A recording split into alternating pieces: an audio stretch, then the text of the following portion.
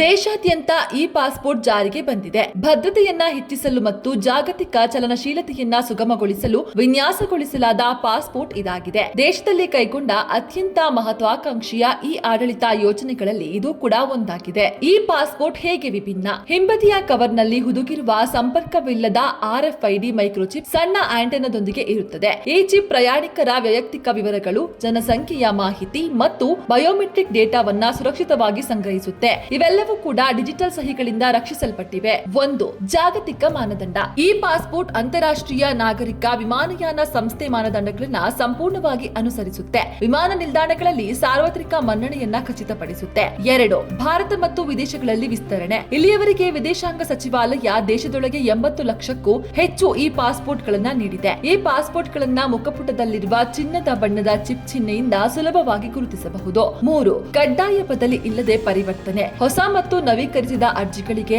ಈ ಪಾಸ್ಪೋರ್ಟ್ಗಳು ಡಿಫಾಲ್ಟ್ ಆಗಿದ್ರೂ ಸಹ ಅಸ್ತಿತ್ವದಲ್ಲಿರುವ ಎಲ್ಲಾ ಎಲೆಕ್ಟ್ರಾನಿಕ್ ಅಲ್ಲದ ಪಾಸ್ಪೋರ್ಟ್ಗಳು ಅವುಗಳ ಅವಧಿ ಮುಗಿಯುವವರೆಗೆ ಮಾನ್ಯವಾಗಿರುತ್ತವೆ ಎಂದು ಸರ್ಕಾರ ಸ್ಪಷ್ಟಪಡಿಸಿದೆ. 4. ಭದ್ರತೆ ಮತ್ತು ವಂಚನೆ ತಡೆಗಟ್ಟುವಿಕೆ. ಈ ಪಾಸ್ಪೋರ್ಟ್ ವಿಮಾನ ನಿಲ್ದಾಣಗಳಲ್ಲಿ ಪಾಸ್ಪೋರ್ಟ್ ಓದುಗರೊಂದಿಗೆ ಸಂವಹನ ನಡೆಸುವ ಸಂಪರ್ಕವಿಲ್ಲದ ಸ್ಮಾರ್ಟ್ ಕಾರ್ಡ್ ಮಾಡ್ಯೂಲ್ನ ಹೊಂದಿದೆ. ಇದರಿಂದ ವಂಚನೆಯನ್ನ ಸುಲಭವಾಗಿ ಪತ್ತೆ ಹಚ್ಚಬಹುದು. 5. ದೇಶಾದ್ಯಂತ ಪಾಸ್ಪೋರ್ಟ್ ಸೇವೆ ವಿಸ್ತರಣೆ. ಭಾರತದ ಪಾಸ್ಪೋರ್ಟ್ ವಿತರಣಾ ಜಾಲವು ಪ್ರಸ್ತುತ 511 ಲೋಕಸಭಾ ಕ್ಷೇತ್ರಗಳನ್ನು ಒಳಗೊಂಡಿದೆ. ಉಳಿದ 33 ಕ್ಷೇತ್ರಗಳನ್ನ 1 ವರ್ಷದೊಳಗೆ ಒಳಗೊಳ್ಳುವ ನಿರೀಕ್ಷೆ ಇದೆ. ಈ ವಿಸ್ತರಣೆಯಿಂದಾಗಿ ಎಲ್ಲಾ ಲೋಕಸಭಾ ಕ್ಷೇತ್ರಗಳು ತಲಾ 1 ಪಾಸ್ಪೋರ್ಟ್ ಸೇವಾ ಕೇಂದ್ರಗಳನ್ನ ಹೊಂದಿರುತ್ತೆ.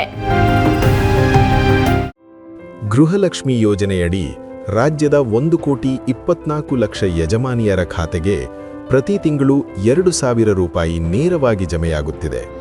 ಇದು ಮಗುವಿನ ಶಿಕ್ಷಣಕ್ಕೆ ನೆರವು, ಅನಾರೋಗ್ಯದ ಸಮಯದಲ್ಲಿ ಆಪದ್ಬಾಂಧವ, ಗೃಹಿಣಿಯರ ಕೈಗೆ ಸಿಕ್ಕ ನಿಜ ಆರ್ಥಿಕ ಸ್ವಾತಂತ್ರ್ಯ.